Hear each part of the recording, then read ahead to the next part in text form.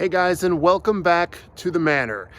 This episode of the Schorr Manor Chronicles, we're going to be taking a stroll through the grounds of the Schorr Manor yard. It's festive, it's bright, but as you can see, we do manage to keep things a little bit spooky.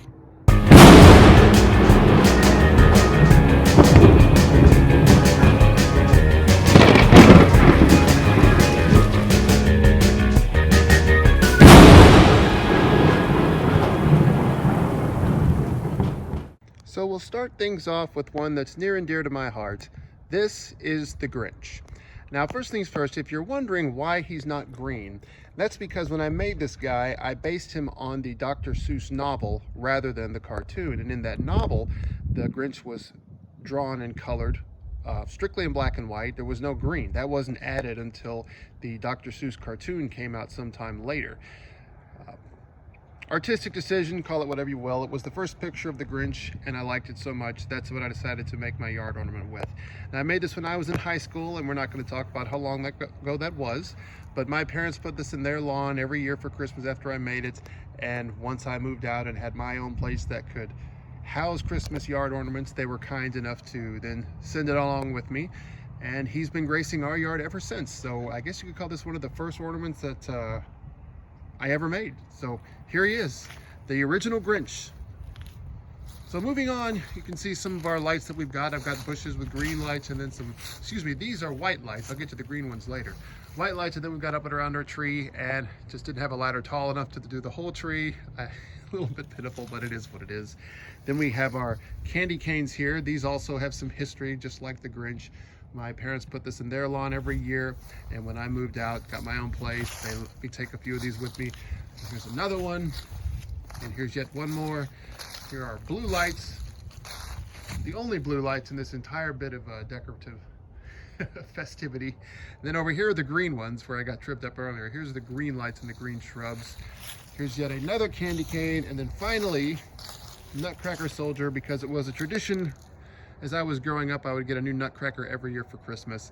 So this was one of our yard ornaments. So of course, when I moved out, this one had to go with me. It was just sort of a given. But if we move on from there, this is one that was really important to my wife, Amanda. We have our Nativity Scene. This one's got some story behind it at this point. We started off with Mary, Joseph, and Jesus. That's your core set. And we've been trying to add to it ever since, but it's difficult to find additional pieces. A few years ago, we were finally able to find at a thrift store, you see here a donkey and a cow, and as happens with secondhand, you see the cow is missing an ear. But from the road, nobody really seems to notice. Anyway, there's our Nativity Scene. It looks really good. One of our hopes is to eventually add the wood structure behind it to really create the full manger scene, and then who knows, maybe someday we'll be able to even get some wise men to add to this thing as well. And here's just some lovely red lights on our biggest shrub in the entire lawn. But the big coup de grace, this whole thing for me, is definitely what we did with our 12-foot skeleton. Here he is in all of his glory, and if you can't tell, he is the ghost of Christmas future.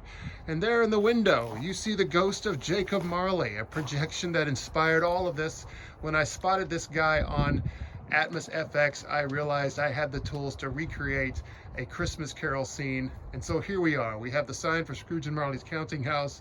There's Marley in the window, and there, guarding it, is the ghost of Christmas future. Now step back so that we can get a really good view of this guy in all of his glory. I am super proud of this fellow. He looks absolutely spectacular. Our neighborhood is really going all out. There are a lot of really great decorations in our yard, in our neighborhood. Everyone's got some yards that look fantastic, but maybe I'm a little biased, but I like to think that ours may be the most creative. We're not as ambitious as we were for Halloween. Naturally, we don't have quite as much Christmas stuff to go up, but I like to think that we stand out. That was our goal for this part of the season. Not necessarily to be the biggest and most impressive, but just to stand out, that anybody who drove through this neighborhood, when they left, there was, of all the homes they saw, they definitely remembered ours. So I hope they did. But anyway, this is our entire yard, everything in it. It looks spectacular, especially Bruce, our 12-foot skeleton, standing in as the ghost of Christmas future. So, hey, hope you guys liked this, and Merry Christmas, and stay spooky, and of course, happy haunting.